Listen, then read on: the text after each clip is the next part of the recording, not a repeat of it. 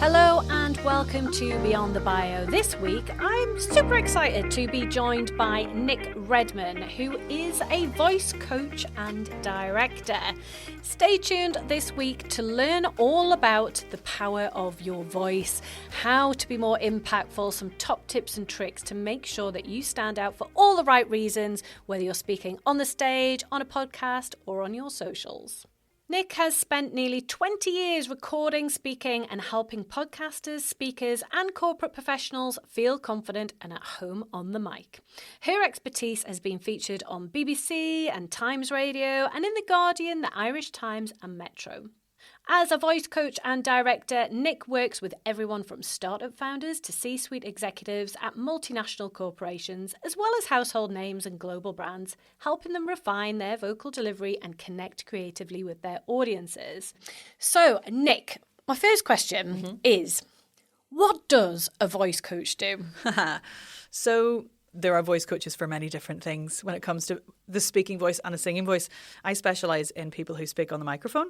So podcasters, people who are presenting, panels, hosts, broadcasters, things like that. A few comedians as well. I've got a lot of comedy in my background and I'm unfortunately married to a comedian. So quite a lot of connections there. But for me, I really help people not be scared of the microphone and to make sure that the voice that comes out when they turn the microphone on to record whatever they've got to record is easy, expressive, engaging. And my main remit, I suppose, in terms of voice is helping them prep their voice and get to know their voice so that when they turn the microphone on, they don't actually have to think about their voice at all. They can focus on the words and the impact they're trying to have and the story they're trying to tell. This is so interesting and I'm super excited to be diving into some specifics and get some advice from you about all of these things.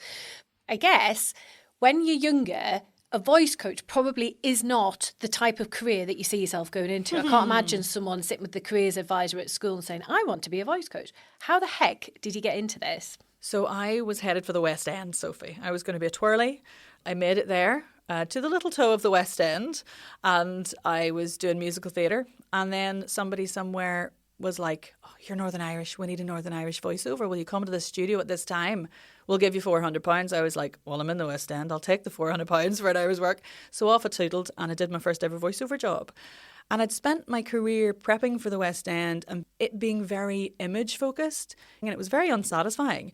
And then I got in the voiceover booth and I had this weird like light bulb moment, and I was like, okay, this is just about my voice. And I just found that really fascinating. And then I got just obsessed with voice. So I went back to uni and I did an MA in voice studies and vocal pedagogy. And that was like the final little piece in the puzzle. And to be honest, I don't think I went because I wanted to be a voice coach. I think I was just fascinated by human voice and the potential of it. And that was a very intense, more academic than I was anticipating year, learning all about the human voice, really. That is so interesting. What's the wackiest thing that you've done a voiceover for? Oh, my God. I mean, the first ever job I did for my home studio was a really glamorous job about medication for kids who have constipation. Oh, lush. I've probably done quite a few things that I maybe would be embarrassed to talk about, in the sense that, you know, when you're younger and you're doing every job that comes your way, they're probably not quite kosher. I did get to play Finn McCool's mum for the audio guide tour at the Giant's Causeway. Oh, cool. Which is I've pretty been exciting. to the Giant's Causeway. Maybe you've heard me. Yeah, maybe. I've not been for a long time, actually. My family are from Belfast, so I have lovely. been there. Yeah, that's fun. Obviously, your voice is such a key part of your personal brand. What are the biggest mistakes that you see people making when using their voice professionally? The biggest thing I see and hear is people aiming to sound like what they think they should sound. So people aiming to sound more professional, or their telephone voice. Yeah, exactly. Or the person that they admire most, or the podcaster that they think is the best podcaster. People often try to sort of put on a voice. So when people come to me for coaching specifically for voiceover or presenting, a lot of it is actually undoing this idea that they need to sound a certain way and giving them confidence and empowering them to use the voice that they have. You know, particularly in, let's call it the regions, you get a lot of people who have spent a lot of time fighting against what you might call accentism, or the desire that their accent makes them less or is not valid. But a lot of the time because we've not been used to hearing different accents. It's getting better now, but, it's not perfect. So a lot of people, it's about saying, you can sound like you're from the Northeast, or you can sound like you're from Manchester, actually. And you don't have to sound whatever professional is, because professional sounding is different to everybody, So mostly it's helping people and empowering people to sound like themselves rather than a version of themselves that they think is acceptable. And presumably that's going to give them confidence right away, that confidence to be themselves. I remember when I lived and worked in London for 8 years or something in my 20s, and I remember thinking I needed to lose my accent a bit. And I've got a bit of a weird accent because my dad's from Belfast, my mum's from London. I went to uni in Leeds. I've lived in London for 8 years. So I'm kind of a bit random and I get accused of being from all sorts of places. But I do remember trying to knock some of that northeastern twang out when I was in London, because I had a few comments that were kind of derogatory, really, looking back. And now it's quite funny. I do spend a lot of time in London, and I almost try and be a bit more Geordie when I'm in London, because I feel so passionate about the Northeast that I want to champion what we're doing here and what we stand for. And actually, I'm really proud to be from here. So yeah, it's a funny one, isn't it? And I think I've kind of experienced it from all sorts of different sides. Yeah, and that's the thing. I think people don't realise that their accent can be a real superpower or a USP for them. And it's a point of contact for many people. And if you're proud of how you sound and where you come from, you often end up making connections that you might not make if you're pretending to be someone else. You go down to London and you eyelash your way through the whole thing, and someone goes, oh, my granny was from, or somebody was from. So I think we've got to sort of understand that our accent, firstly, like your accent, it's like a fingerprint of everything that you are. It's sort of like our accents are our entire identity. I really like that. And I guess this is potentially linked, but there are a lot of people who tell me when they come into our podcast studio to either record a podcast or record their audiobook, or even if they're about to present at an event, that they hate the sound of their own voice. So we'll often get people that want to record an audiobook, but they'll want a narrator rather than their own voice. And we try and persuade them that they should totally do it.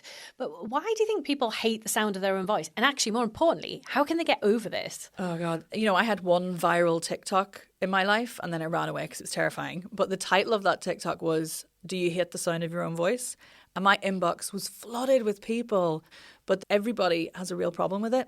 And I think one of the reasons is science, acoustic science, in the sense that when we hear ourselves speak out and about day to day, we hear our voice both through the sound coming out of our mouth and going into our ears, but we also hear the sound through internal resonance. So the vibrations kind of buzz through our skull and all the gooky stuff in our heads. So we get this kind of like, I suppose, human stereo input system where you're hearing yourself very differently.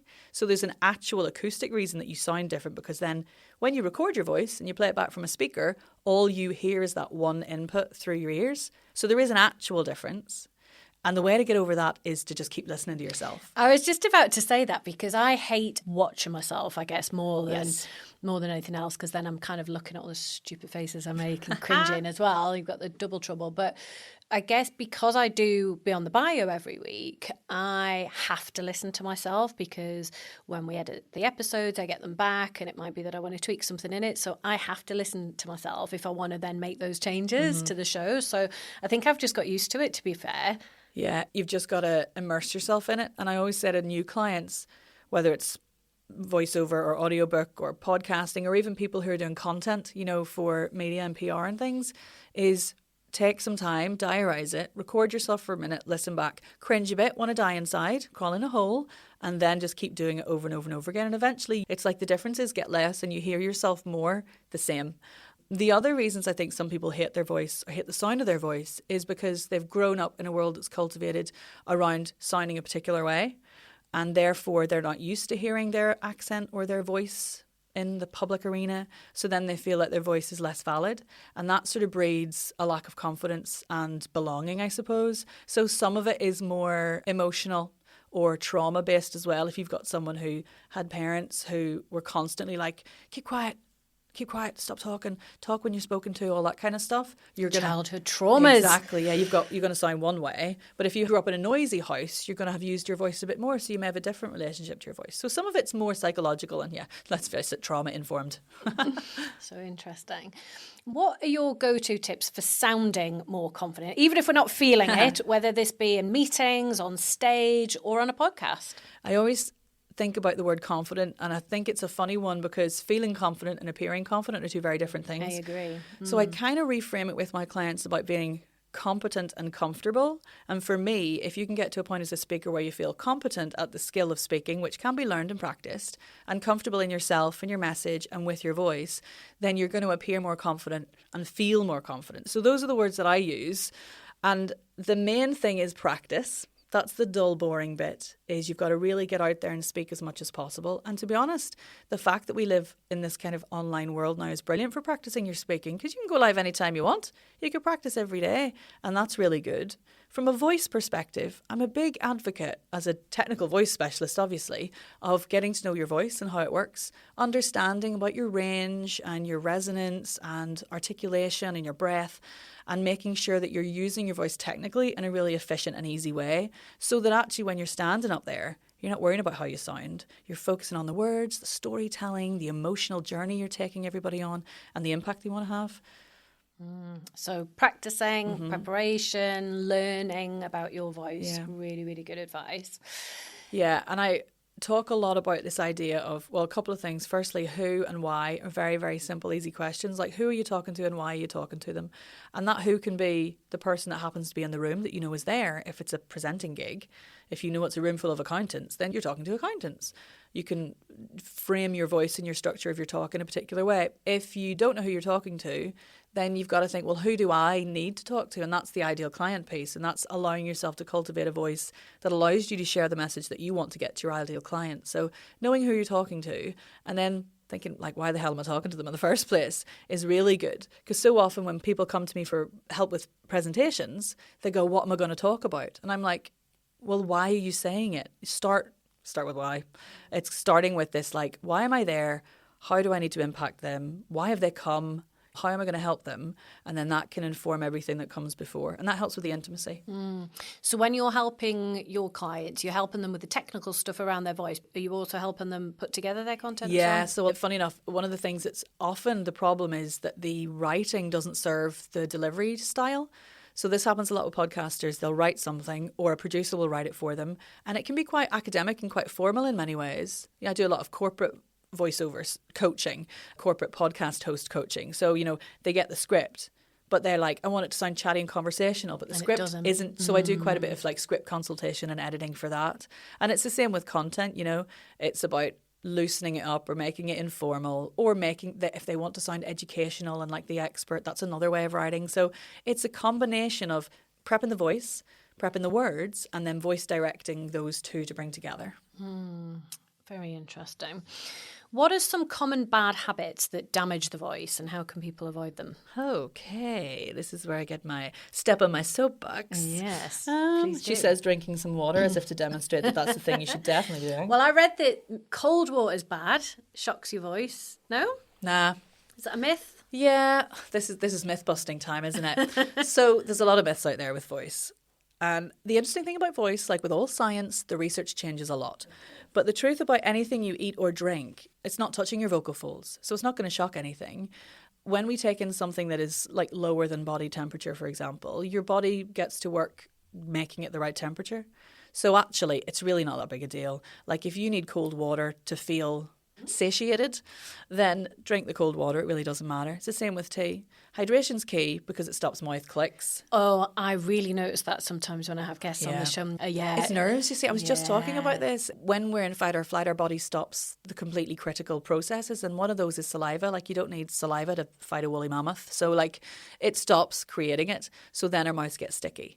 So you just have to hydrate. And if you know you're going on the microphone for a PR opportunity or whatever it is, hydrate the days before, because it takes about 4 to 8 hours for the fluids to actually have any impact on your saliva. So it's not just necking a pint of water before you do it. You'll just need a wee then. Which is not ideal. No. But I mean, bad habits for me, just to come back to your question, obviously smoking, anything that is like putting chemically air and smoke next to your vocal folds is not good. Stress, things like posture can have an impact on as we both sit up right a little bit. Bad habits are mainly linked to tension. So tension's the enemy of a free and expressive voice. And whenever we're nervous, often that's when the tension creeps in. So it's noticing the physical habits you have when you're presenting and speaking to make sure that you can put your body in a way that supports the breath, which supports the voice, which supports the storytelling. And I guess it's that whole awareness piece. So when I think about people that I think are great speakers, I think about their body language quite a lot, actually. And I think about some of my own nervous tics and what makes me look more nervous in front of people. And one of the things that always sticks in my mind is you've got to smile. You've got to smile and you've got to look at people. So I always kind of go tick, tick, tick in my head to do that, because I think when you see people that are clearly nervous, they just don't smile at all. And that's really hard to make that connection. Because if you start smiling at people as you're kind of walking the stage, and I quite like to move around, I think that really helps. For me, sometimes I think people feel like they have to do things for the sake of it because someone's told them it'll make them look like a better speaker or a better presenter. So you often see people awkwardly doing gestures that they don't feel comfortable with, or they're like out of their comfort zone. And I think from my point of view as a voice coach and someone working with presenters and people pitching and podcasters, is everything that you decide or every decision you make creatively, whether it's a body movement or a smile or an emphasis on a word or to move across the stage, all has to serve the story. So it's all about going, okay, we're smiling here because of this bit. And you're right, that welcoming piece, if you are a smiler, it's a really good way of making the connection. But similarly, if somebody doesn't like smiling, there's nothing scarier than like a mad grimace. Do you know what I mean? Coming back at you from the stage. Similarly, if somebody wants to stand still, that's fine. But if they want to walk around, that's also fine. So I think it's about understanding that there is no one size fits all. It's about what makes us feel competent and comfortable in that environment so that our voice can be free and expressive. So it's working out, again, what is going to suit you, what's going to suit the audience, what's going to suit the story, because, you know, me smiling away might not fit the message sometimes, you know, if I think about when I'm doing a more serious talk. So I did one when we fairly recently opened our new Smart Work Centre, and I actually had to read some of my script because there were stats in there that were really important about the impact of unemployment in the region. So that's a serious topic. So would it be less appropriate for me to be smiling like a mad person? And actually it was more important for me to be reading some of the stuff. Yeah, so. And there's some really interesting stuff around the art of rhetoric and persuasive speaking that can allow you to decide, okay, status-wise, where am I in this part of my speech? So there are points when I'm speaking where I'm like, right now I'm the expert, I'm above you, I'm giving me all the information, and the audience is a slightly lower status than me.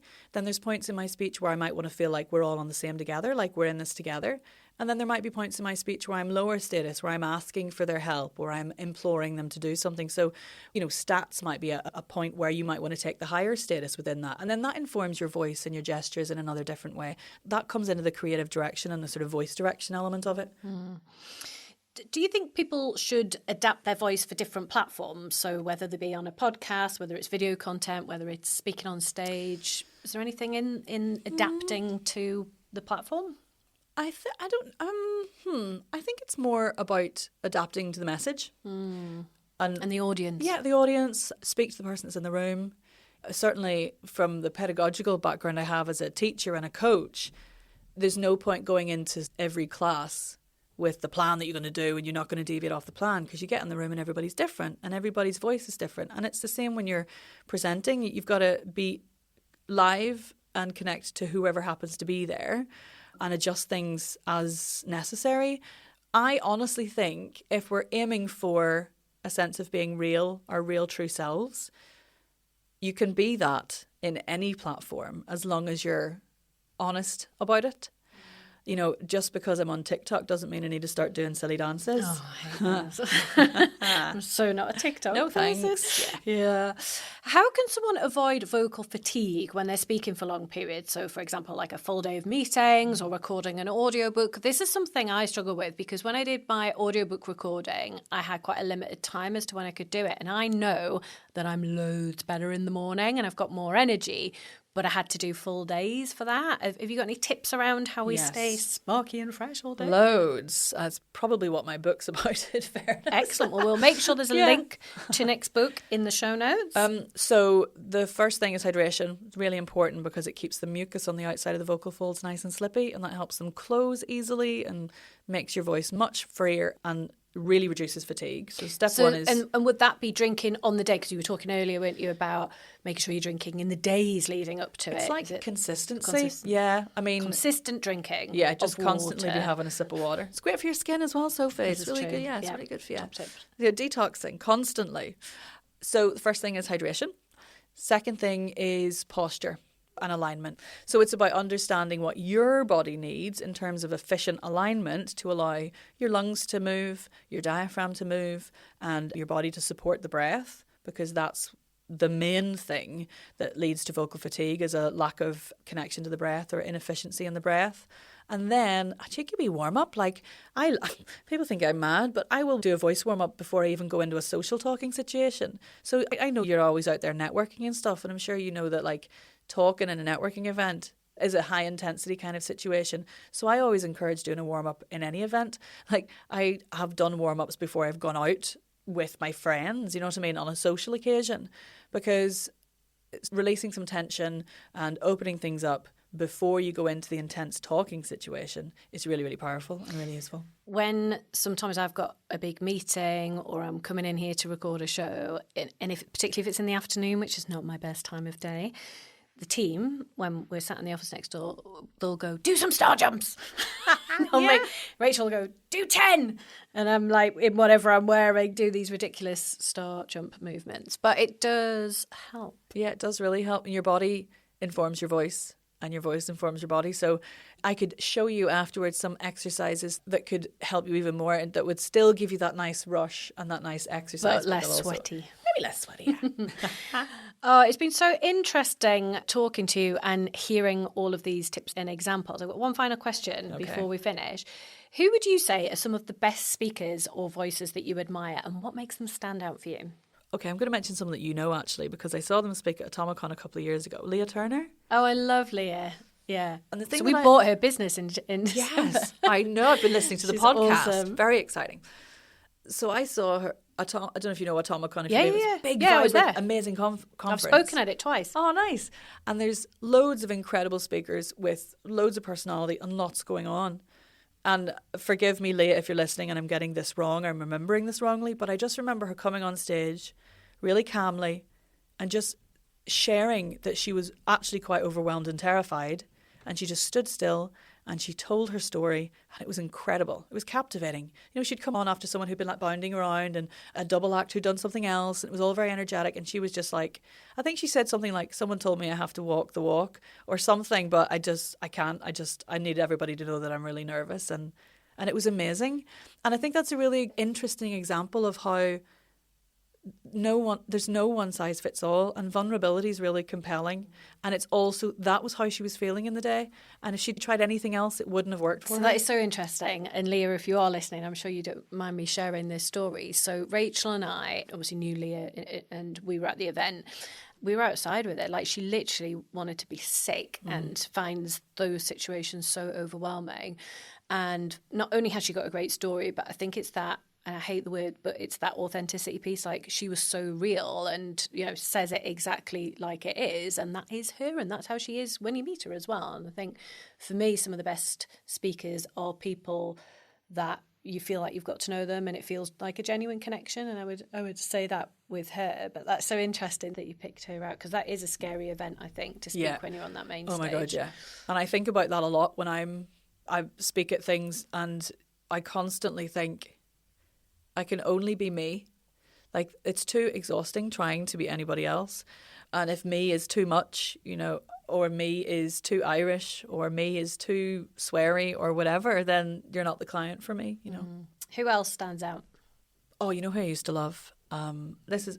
Used to? Oh, well, only because I've not seen them for a while. Ah, okay. Do you know Mary Black, the Scottish politician? Oh, yes. I loved her because she was just... Did she stand down? Am I right in thinking... I think she's not a politician anymore. Yes. Yeah. She's quite young. Yeah. Yeah, I know who you mean. But she, again, Impressive. completely real. Yeah, Didn't temper her accent, didn't try to be anyone else. She just had such passion for what she was saying. And she just stood up there and did it.